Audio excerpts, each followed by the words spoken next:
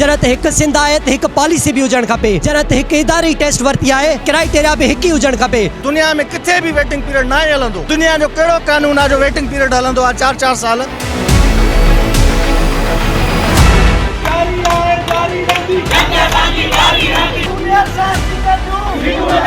IBA test pass कंदड़ junior science teacher मुतालबन जी मनता लाइ लाड़काणो प्रेस क्लब अॻियां एहतियाजी मुज़ाहिरो कयो आहे। अचो त उन्हनि सां ॻाल्हि ॿोल कयूं त उन्हनि जो इन वार छा चवणु आहे। असांजा मुतालबा मुख़्तसिर आहिनि। जीअं त कुझु वक़्त अॻ में IBA सखर तरफ़ां जूनियर साइंस टीचर जी टेस्ट मुनक़िद कई वई, जंहिंजी डिफ़िकल्टी लेवल एतिरी हुई जो 71,000 शागिर्द उम्मीदवारनि मां सिर्फ़ु 8,500 पास थिया, यानी लॻभॻि 12% थिए थो 100% जो। इन मां तव्हां अंदाज़ो लॻाए सघो था।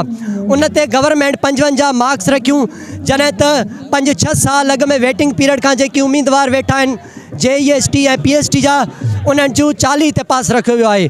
असांजो फिलफोरियो मुतालबो आहे त जीअं त गवर्नमेंट प्राइमरी स्कूल अपग्रेड करे लोअर सेकेंडरी ऐं मिडिल सेकेंडरी कया आहिनि, त उन में 21 खां 22,000 वैकेंसीज़ वधियूं आहिनि।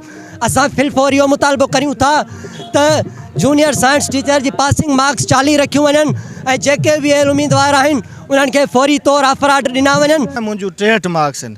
असां 2021 में ग्रेजुएट थिया हुआसीं। ठीकु आहे, 2021 में हिननि PST JST जी टेस्ट वरिती। उहा टेस्ट 4 साल हिननि हलाई। 4 सालनि खां पोइ हिननि उन टेस्ट खे ख़तमु करे छॾियो, नोटिफिकेशन कढियूं, पर इन जे विच में हुननि एक्सटेंशन बि लॻाई।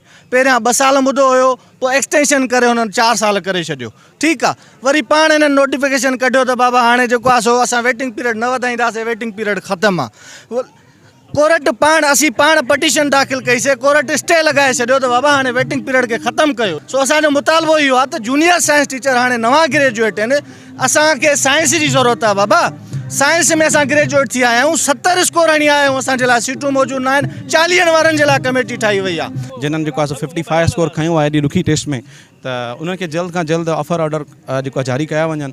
ऐं जेकॾहिं एज रिलैक्सेशन जो इशू अचे थो त उहो जूनियर साइंस टीचर सां बि अचे थो, छो जो काफ़ी टाइम खां वठी उहे बि ईअं सम्झो त 2021 जा जेके ग्रेजुएट हुया उहे 25 सालनि में 26 सालनि में ग्रेजुएट थियनि था हिते सिंध जे अंदरि। तालीमी निज़ाम असांजो जेको हलंदो थो अचे सभई वाक़िफ़ु आहियो हुन मां, त उहे बि हाणे 30-31 जा थी विया। तव्हांजी एज लिमिट बि हाणे तव्हां घटाए छॾी आहे, त पोइ उहे केॾांहुं वेंदा? उहे त सॼी उमिरि बेरोज़गार रहिया। उन्हनि जा जेके सुपिना हुया पढ़ी करे कुझु हासिलु कंदासीं, त उहे बि उन्हनि खे कोन मिलियो। शागिर्द अहिड़ो हूंदो आहे जेको रेड़ी बि कोन हलाए सघंदो आहे असांजे सिंध जे अंदरि, छो जो पढ़ियो हूंदो आहे। हिते इन मुआशरे में क्रिटिसिज़म केतिरो आहे।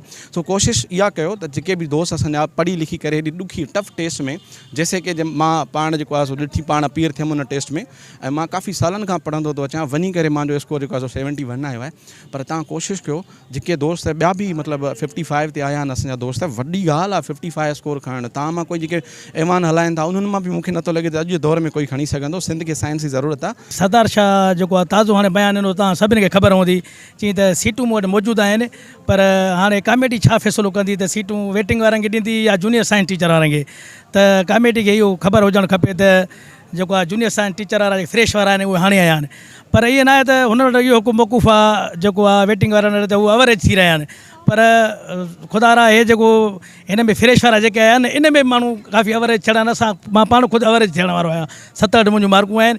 इन करे असांखे पक्का उमेदु आहे त जेको आहे कमेटी असांजे हक़ में फ़ैसिलो कंदी। हिननि सिंध हुकूमत खां मुतालबो कयो आहे त 40 खां वधीक मार्कूं खणंदड़ उम्मीदवारनि खे पास कराए ॾेई सीटुनि में इज़ाफ़ो कयो वञे। मुतालबा मंज़ूर न थियण जी सूरत में सॼी सिंध में एहतिजाज जो दाइरो वसी करण जो चिता ॾिनो आहे। जी।